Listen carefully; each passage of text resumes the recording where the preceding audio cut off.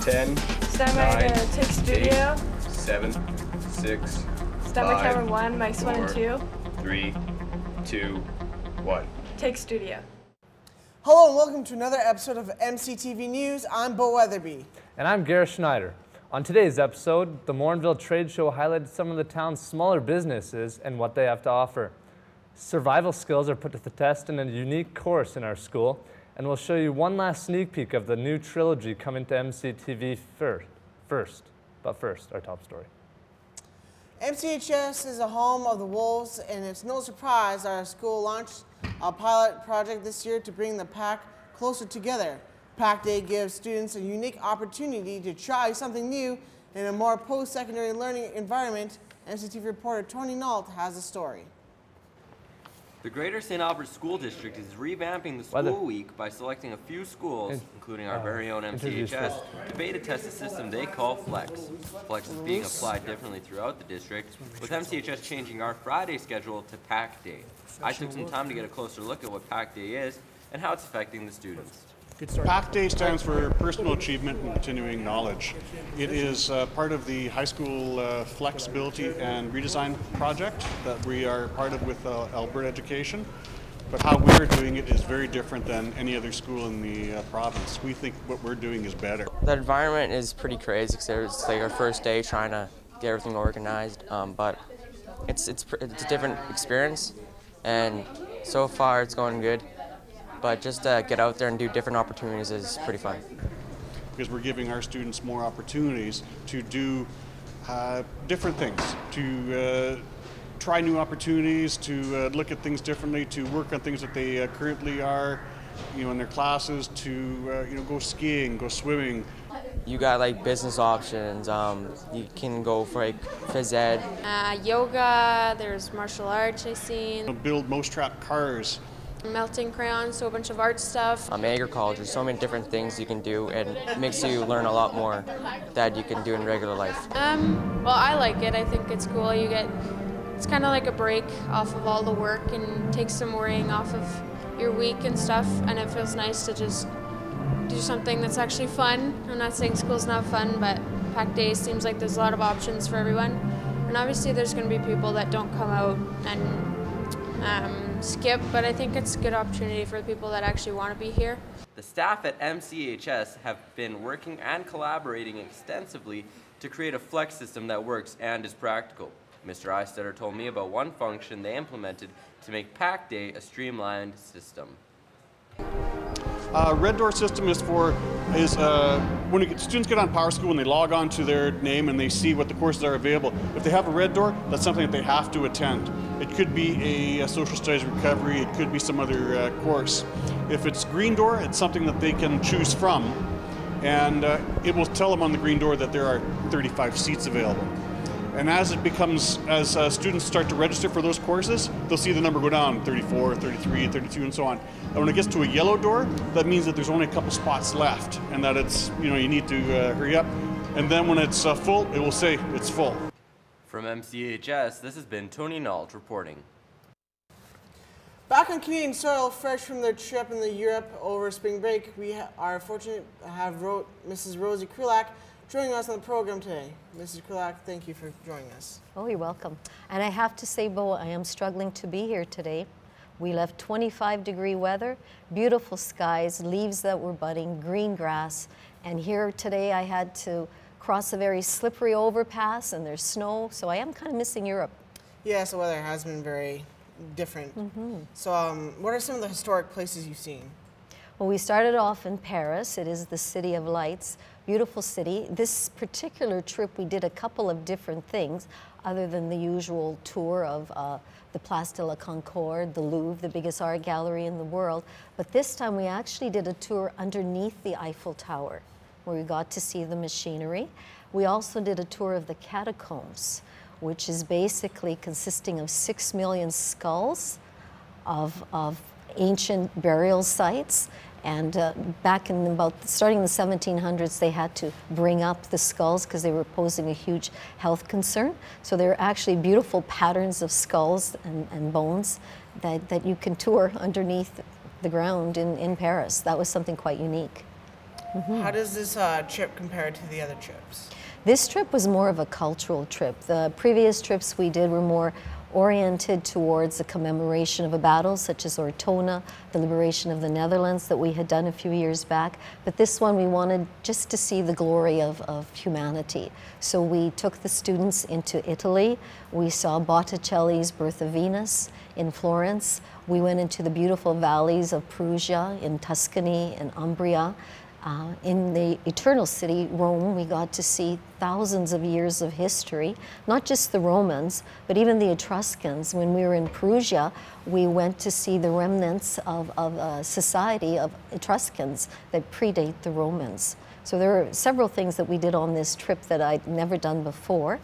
In Rome, we climbed up the Palantino Hills, which are overlooking the Colosseum. It's the site of the palaces of the emperors.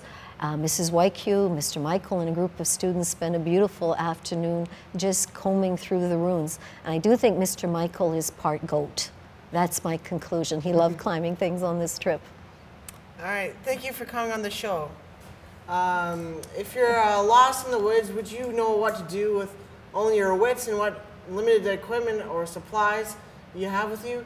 A unique course in our school is training some students what it takes to survive in the wilderness. Rose Van Braven has more on the grade 9 outdoor education class.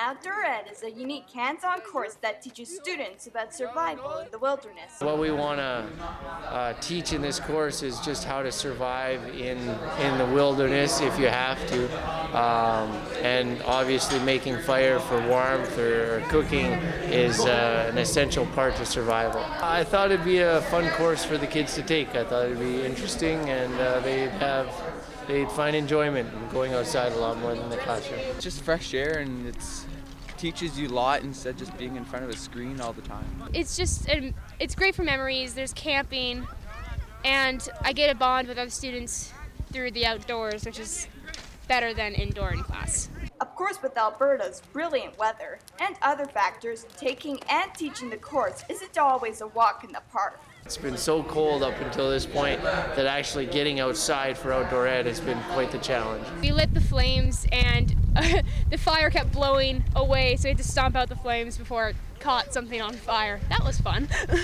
Despite these challenges, the students continue to learn about survival and have fun doing it. I just love being outdoors, and it's really fun, and you're always being group bonding, and I like it. I believe everything's really fun. I really love going outdoors, so knowing these things is really good. So this class in general is just a great one. There's a lot of things that we do in this course where students have to put themselves out on a limb and take risks, and as long as the students in the class that are observing this respect their ability to take some risks and not make fun of or laugh at, I think that's probably the biggest thing in the class.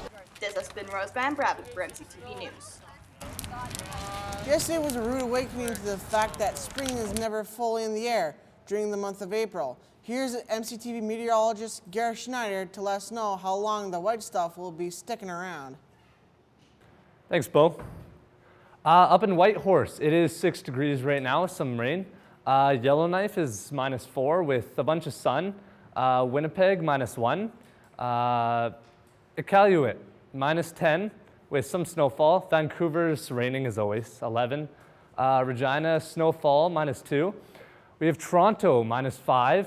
Halifax is 4 with rain. St. John's is 17 actually, with sun. Let's take a look at Alberta. High level, +2. Fort McMurray, 2 with snowfall. Grand Prairie, 1 with sun. Edmonton, 1. Red Deer, 1. Calgary, -1. Medicine Hat, 5. Banff, 5. And Jasper, 5. We have snow all across the southern half of this region. Let's take a look at the current conditions. It is currently -1 degree Celsius with snowfall. The wind's coming from the southeast at 6 kilometers an hour. Relative humidity, 93%. The sun rose at 6:31 a.m. and it will set 8:37 p.m. Let's take a look at the 7-day forecast. Wednesday, -1, that is today, with snowfall. The rest of the week looks like there's no more snow. It's still cloudy though. Thursday is 6, Friday is 2, Saturday is 12, Sunday is 16, Monday is 15, and Tuesday is 14. That is the weather. Back to you, Bo. County and St. Albert business had an opportunity last weekend to showcase themselves to area residents and demonstrate what they do best. Business big and small were on the equal footing at the annual Morinville Spring Trade Show, but something else stole the show. Ryan Beach reports. I am at Morinville's annual trade show, located at the Ray McDonald Sports Center. The trade show helps small businesses get recognized. Crystal Terhorst explains how the trade show helps her business. I would say the major benefit of being in the trade show is the exposure that we get. A lot of people don't know that we exist and what we do, and so just being out in public and having so many people go by our booth has been very good for our business. She also tells us what she is selling at the trade show. Well, our product is mostly espresso-based drinks. We sell lattes, cappuccinos, Americanos, and we just want to get it out there. We give people just a small drink so they can get a taste of it and just see how very good our product is. So, yeah, espresso-based drinks. The trade show is a popular event, but there are a few changes from it. Simon Borsma tells us what the changes are. We have changed a couple items this year. Last year we also had the curling rink. We had this here in the skating arena, and we found that what happened was there was a lot of people just in the curling rink by themselves. So we moved everybody into the skating arena this year. So that has been a major change. He also tells us roughly how many people went to the trade show. With the weather, that changes a lot. We've had a couple of years where there has been like 800 to 900, but we're anticipating somewhere around 12 to 1,500 people coming through the trade show. We find that there's a lot of people coming in from the Sturgeon area, people from Westlock, even people from other areas of the community, Bon Accord maybe. And as you've seen tonight, Mayor Krause was here also from St. Albert, so that's a great show for the St. Albert region. So. The trade show was quite an event where tons of small businesses got recognized. I'm Ryan Beach, reporting for MCTV News. Here are your announcements for Wednesday, April 16th. Want to learn how to run your own business? The MCHS Entrepreneurship Program starts today after school. Register in Student Services or contact Mr. Maslick for more information. If you wish to attend the upcoming religion retreat, your forms and payment must be in to the office by the end of the school today. Contact Miss King if you have any more questions. The art program annual field trip is happening next Wednesday. If you plan on going, forms and payments must be returned to Miss Richopo by tomorrow. MCHS Drama presents You Can't Take It With You next Wednesday at 7:00 p.m. in the Morinville Community Cultural Center. Tickets are currently sale at the MCCC for $5 each. If you wish to access the school's photo gallery online, head to www.mchs.gsacred.ab.ca. Click on the students link to enter the password 2014. Tons of content will be added weekly. Training rides for the 23rd Annual Roger Campaign Memorial Bike Trip continue this Sunday morning at 9:30 a.m. Meet in front of the school. You must have a CSA-approved helmet in order to participate. Contact Mr. Badenstein or Miss King for more information. Did you miss last week's episode of MCTV News? If so, head online to www.badenstein.net to get your MCTV fix. Our digital archive is expanding and will soon include all episodes aired during our last 20 seasons. For all these and other school information, keep connected by reading the daily announcements on the TVs throughout the building. logging on to the school's website at www.mchs.gsacred.ab.ca, following the school on Twitter at MCHS Wolves, or searching the hashtag MCTV News. Coming up in next week's episode, Ben Lawrence, Ryan Beach, and Gareth Schneider unveil their latest work that involves a striped shirt, a pair of round glasses, and a rusty axe. In case you haven't already seen it, here's the last look preview of Finding Waldo.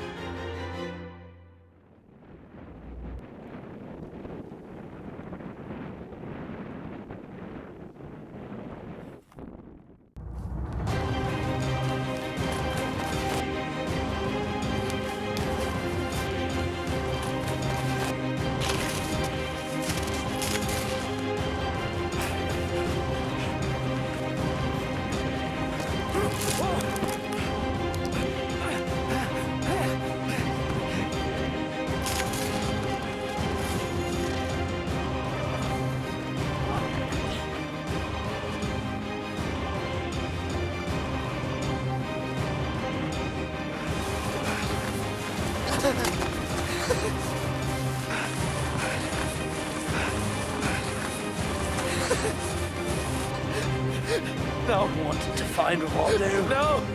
You found him!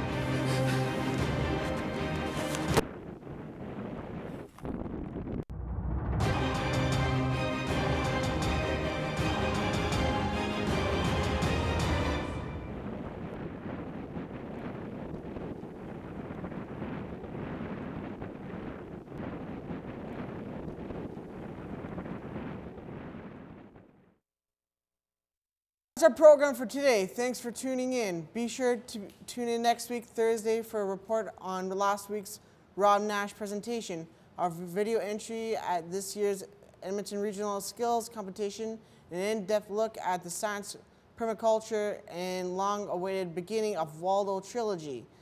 All this in your 7-day MCTV weather forecast on next week's episode. From all of us here at MCTV News, I'm Bo Weatherby. And I'm Gareth Schneider. Thanks for tuning in. And remember, keep it classy, Morinville.